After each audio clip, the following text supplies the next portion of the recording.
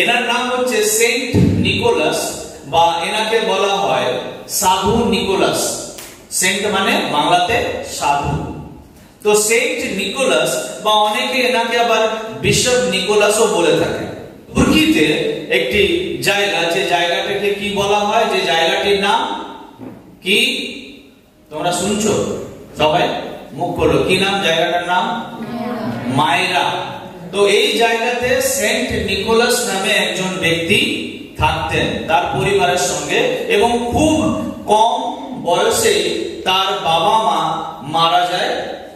তার বাবা মা মারা যাওয়ার সময় তাকে তার জন্য কিছু সম্পত্তি রেখে গেছিলেন। সেই সম্পত্তি নিয়ে এই নিকোলাস কি করে, সে তার আঙ্কেলের বাড়িতে থাকতে শুরু করে, আঙ্কেল আন্টির সঙ্গে।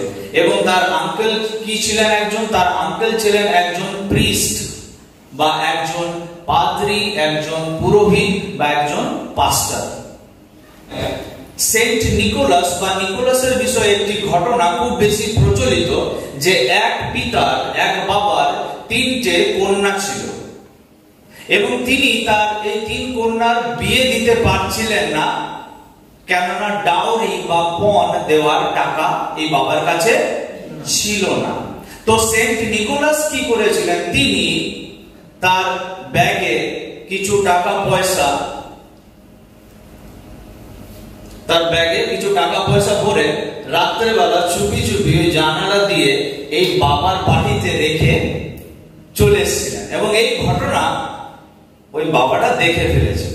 তো এই ঘটনাটা ইউরোপ এবং আরো বিভিন্ন কান্ট্রিতে দেশে স্প্রেড করতে থাকে, এবং স্পেশালি ক্রিসমাস বা বড়দিনের সময় কি করা হয়, যেহেতু সেন্ট নিকোলাস কি করেছিলেন, দিয়েছিলেন, হেল্প করেছিলেন না, তো মানুষেরা কি করে, তার এই কাজটা মানুষের খুব পছন্দ হয়। তো তারা স্পেশালি কি করে, মানুষেরা ক্রিসমাসের সময় গিফট দেওয়া, এই সেন্ট নিকোলাসকে দেখেই শেখে গিফট দেওয়ার প্রচলন শুরু হয়। ক্রিসমাসে গিফট এক্সচেঞ্জ হচ্ছিল, অনেকের অফিসে হয়, গিফট এক্সচেঞ্জ হয়, গিফট দেওয়া হয়।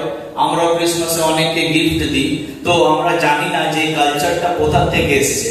এটা সেন্ট নিকোলাসের ওই যে কাজ, ওইখান থেকে এই কালচারটা এসেছে, যে মানুষ ওর কাজটা দেখে এত প্রভাবিত হয় যে সে কি করে, তারপর লোকেরা কি করে, ওই তার মতোই অন্যদেরকে যে হেল্প করার বা গিফট দেওয়ার একটা ট্র্যাডিশন বা একটা কালচার কি করে, একটা প্রথা শুরু করে। কবে? ক্রিসমাসের সময়। ঠিক আছে। এরপর এই ব্যক্তিটা যখন, বা নিকোলাস বা সেন্ট নিকোলাসের নাম যখন ইউরোপ এবং আরো বিভিন্ন কান্ট্রিতে স্প্রেড করতে থাকে, তখন মানুষেরা কি করে জানো, তারা নিকোলাসকে নিজের কালচারে বা নিজের সংস্কৃতিতে নিজেদের মতো কি করতে শুরু করে, তারা এটাকে বলা হয় কন্টেক্সচুয়ালাইজ করা।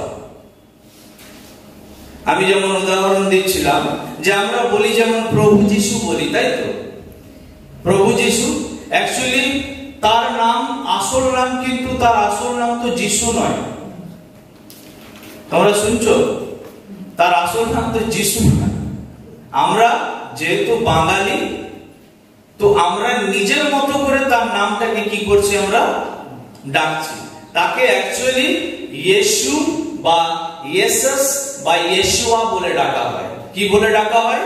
হিব্রুতে ডাকা হয় ইয়েশুয়া, এবং তার মাদার ল্যাঙ্গুয়েজ হচ্ছে অ্যারামিক। তো অ্যারামিক ভাষাতে বলা হয় ইয়েসাস। এবং যখন সুসমাচার ভারতবর্ষে পৌঁছায় আর বাঙালিদের কাছে পৌঁছালো, তো বাঙালিরা কি করলো, ইয়েসাসটাকে কি করে নিল, যিশু করে নিল। হিন্দি ভাষীরা কি বলে, ইয়েশু, আর আমরা বলি যিশু। তা যিশু বাবা বোঝে যে আমরা তাকে ডাকছি, অন্য কাউকে ডাকছি না, তিনি বোঝেন। তো এই যে মানুষের প্রবণতা নিজের মতো করে কি করা,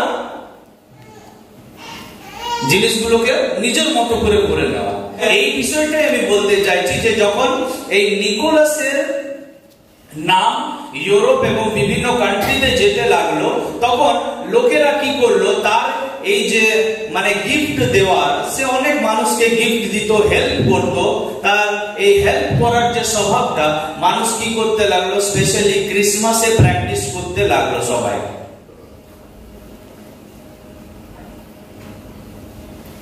আর সবাই নিজের মতো করে এই সেন্ট নিকোলাসের ছবি বানাতে শুরু করে।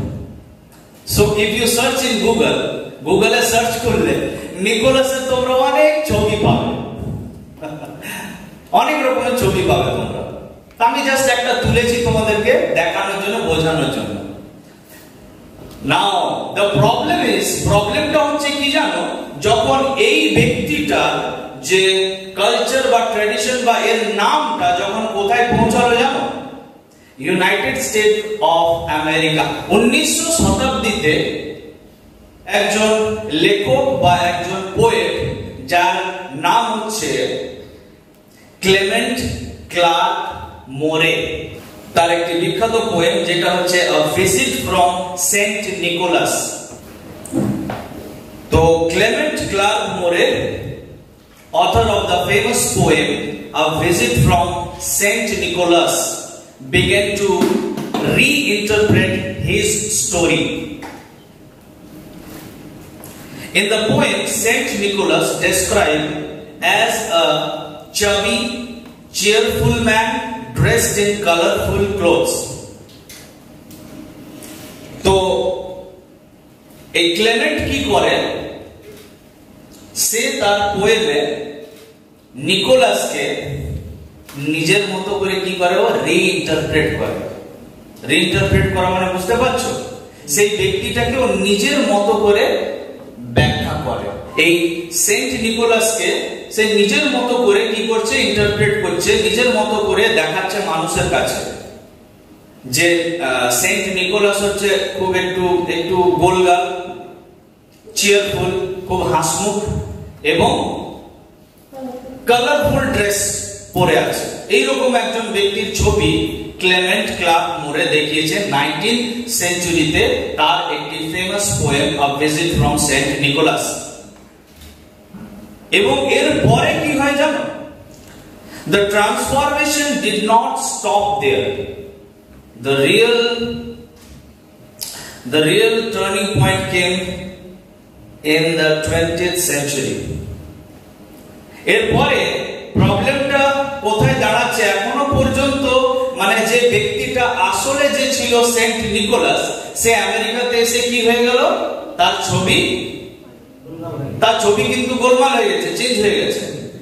এরপর বিংশ শতাব্দীতে বা 20th সেঞ্চুরিতে কি হয়, কোকো কোলা কোম্পানি তার ফেমাস ড্রিঙ্কের অ্যাডভার্টাইজমেন্ট করার জন্য হ্যাডেন সানব্রুম এই ব্যক্তিটাকে কোকো কোলা কোম্পানি কি করে, হায়ার করে এবং তাকে বলে যে এই তার কোকো কোলার যে ড্রিঙ্কটা, এই ড্রিঙ্কের অ্যাডভার্টাইজমেন্ট করার জন্য একটা ড্রয়িং বানাতে। এবং এই হ্যাডেন সানব্রুম কি করে, এই ব্যক্তিটাকে ড্রয়িং করে, একে আঁকে। সেন্ট নিকোলাসের কিভাবে এই ব্যক্তিটাকে রিইন্টারপ্রেট করতে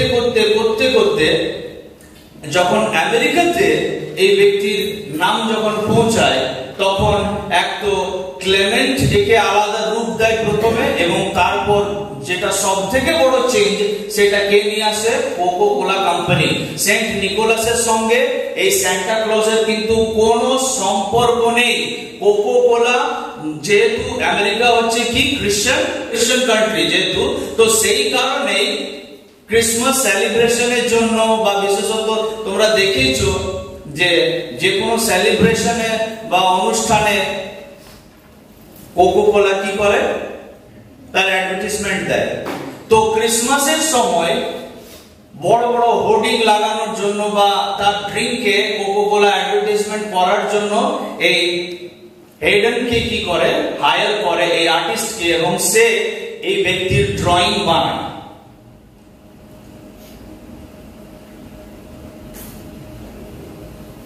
যে হাতে কোকো কোলা ধরে আছে।